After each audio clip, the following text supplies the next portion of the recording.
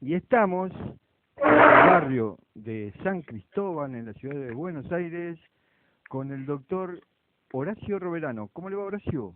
¿Qué tal? ¿Cómo estás, Silvio? Bien, Bien, bien, acá estamos. en este día frío, pegados a la estufa Está bien, está bien. y tener el gusto de conversar algunas cosas. Bueno, ¿con qué usted, para la audiencia que nunca lo ha escuchado, usted lo que habitualmente nos informa, nos incorpora a nuestro conocimiento de los oyentes y de la radio AM 1440, son los términos y palabras, orígenes de ciertos términos, de ciertas palabras. Así que, bueno, comencemos con esto. Bueno, ¿cómo no? La audiencia se preguntará, incluso los que no me conocen, y que hablo sobre estos temas, si soy doctor en letras o abogado, etcétera. No, yo voy a explicar en breves palabras lo que sucede. En el año 1949 aprobé el examen de ingreso a la Facultad de Medicina y la clase inaugural la dio el que era entonces ministro de Salud Pública de la Nación del primer gobierno de Perón, que era el doctor Ramón Carrillo. Sí, ni más ni menos. Hay hospitales ahora con su nombre. Era un hombre un médico que prácticamente revolucionó, era santiagueño, revolucionó a la medicina en ese sentido, porque él decía que la salud, me acuerdo sus palabras, la salud no era solamente la ausencia de enfermedad, sino que era el equilibrio, el bienestar físico, espiritual y social. Es decir, que si un hombre no tenía una enfermedad, ninguna enfermedad, pero por ejemplo no tenía trabajo, no tenía pan para llevar a sus hijos a su casa, era un enfermo social. Entonces había que tratar la salud desde los tres puntos de vista: físico, espiritual y social. Era un innovador en ese sentido, ¿no? Bueno, bueno, pero una de las cosas que nos dijo era: ustedes ahora empiezan una carrera, y discúlpenme en el término, me acuerdo que dijo, de embrutecimiento. ¿Por qué? Porque se van a dedicar exclusivamente a la medicina. Y fíjense que cuando hay, por ejemplo, una reunión social y hay varios médicos, los médicos abandonan a su pareja y se juntan todos para hablar de qué, de medicina. Entonces, yo les aconsejo una cosa, dijo: después que se afirman bien cuando se reciben, se afirman bien en la profesión, dedíquense a leer o a estudiar una cosa completamente distinta a la medicina. Bueno, yo siempre me acordé de ese consejo. Entonces, cuando llevaba varios años ya recibido y atendiendo al consultorio, yo tengo más de 60 años de médico, atendiendo el consultorio, vino un día enviado por un amigo bioquímico que era diputado nacional, un vendedor de libros, y me ofreció comprar la Enciclopedia de Historia Argentina de José María Rosa, que en ese momento eran 7 u 8 tomos nada más. Yo siempre pensé, me gustan las dos cosas, la literatura y la historia. Entonces voy a comprar el libro de historia. Bueno, me los entregó, después salieron, creo que son 18, 19 tomos, los tengo todos, ¿no? Y empecé a leer historia y me apasionó. Pero al mismo tiempo leía también literatura. Y me interesó mucho eso del origen de las palabras. Entonces, por esa causa me gusta hablar sobre ese tema. Y nunca hablo de medicina. Bueno, hablando de las palabras, usted me anunció recién como doctor Horacio Roverano. Doctor es una abreviatura. Y las abreviaturas tienen algo particular, que es, hay algunas que son la primera letra y la última letra de la palabra, como por ejemplo doctor, como por ejemplo señor, SR, como por ejemplo señora, SRA. En cambio, hay otras que son las 2 o 3 primeras letras de la palabra. Por ejemplo, ingeniero, que es ING, ING, o arquitecto, que es ARQ. Hay una abreviatura que es quizá la más famosa del mundo, que es SOS.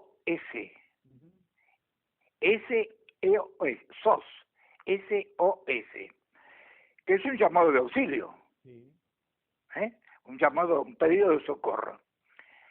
Y caso curioso, no corresponde a una determinada palabra, como podría ser, por ejemplo, ovni, objeto no volador no identificado.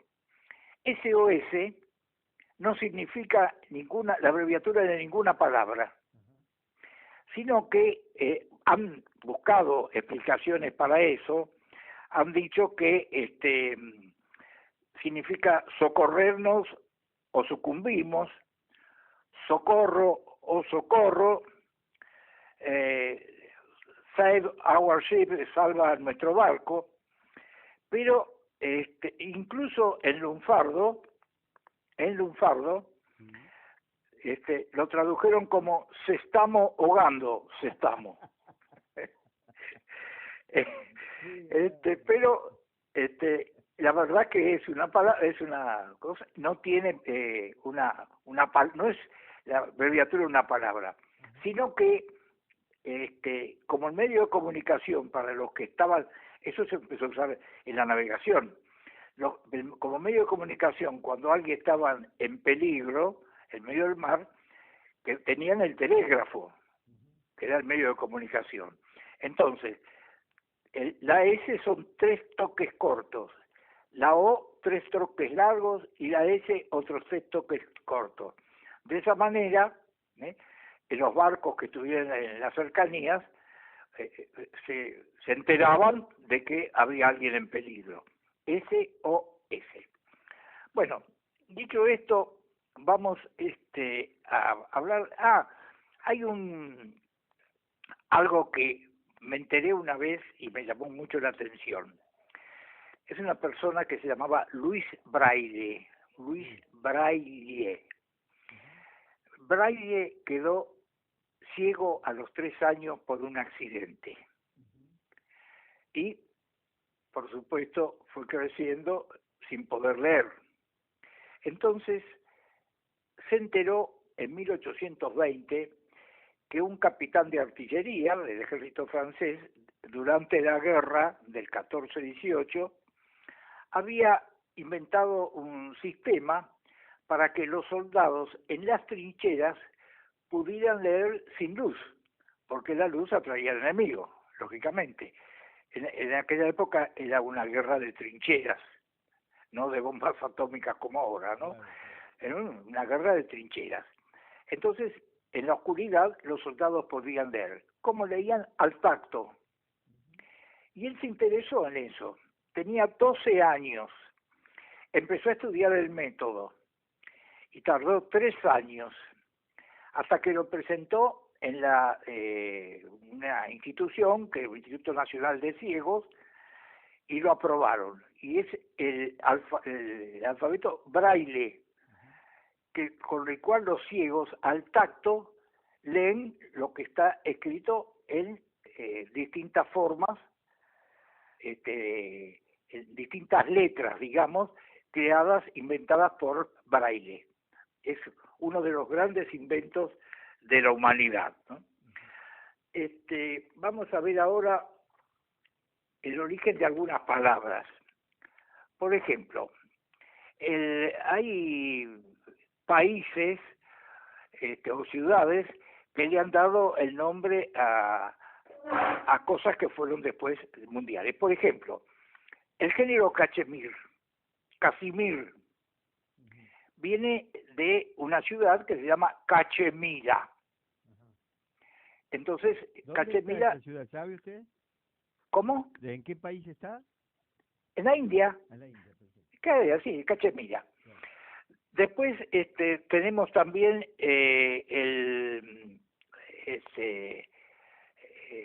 a ver cuál otro puede ser, Gaza, de Siria, Gaza, Sí. salió la gasa quirúrgica, Claro, claro. la tela gasa. De Tuile, de Francia, salió el tul, que es otro tipo de género. En Nueva Jersey, en el puerto de Nueva Jersey, se vendía carne picada y se exportaba sobre todo a una ciudad alemana, Hamburgo. ¿Y qué hacían en Hamburgo con la carne picada? Las hamburguesas. Es decir, las cosas que dan nombre. Por ejemplo, en Bayona, en Francia, comían la bayonesa, que es la mayonesa. Esta es la bayonesa. Aparte de eso, en Bayona, los habitantes le ponían un cuchillo, cuando iban a pelear, en la punta de la escopeta o del fusil. ¿Y qué crearon? La bayoneta de Bayona. Alguna otra cosa interesante es